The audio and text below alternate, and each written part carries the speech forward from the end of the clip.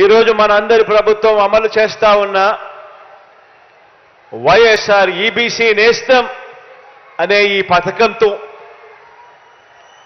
45 సంవత్సరాల నుంచి 60 సంవత్సరాల మధ్యలో ఆ వయసులో ఉన్న నా అక్క చెల్లెమ్మలందరికీ రెడ్డి, కమ్మ, ఆర్యవైశ్య, క్షత్రియ, వలమ, బ్రాహ్మణ తదితర ఓసీల్లో ఉన్న అక్క చెల్లెమ్మలకు వారికి కూడా ఆర్థిక స్వావలంబన కలిగిస్తూ వారిని కూడా ఆదుకుంటూ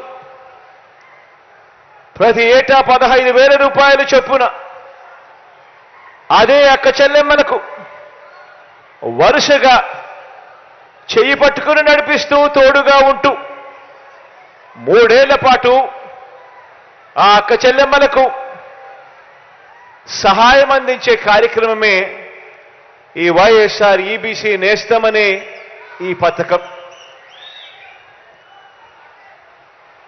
ఇక్కడే ఒక విషయం చెప్పాలి.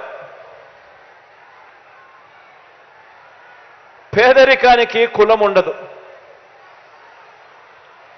పేదవాడు ఎక్కడ ఉన్నా కూడా వారికి తోడుగా ఉండగలిగే మనసు ప్రభుత్వంలో ఉన్న వారికి పెద్దలకు ఉండాలి. ఆదుకునే గుణం ఉండాలి. తోడుగా నిలబడాలి అనే ఆరాటం ఉండాలి. వాస్తవంగా చెప్పాలి అనంటే ఈ వైఎస్ఆర్ ఈబీసీ నేస్తం కానీ వైఎస్ఆర్ కాపు నేస్తం కానీ ఈ 2 పథకాలు మన మేనిఫెస్టోలో ఎన్నికల ప్రణాళికలో పెట్టినవి కాదు. అయినా కూడా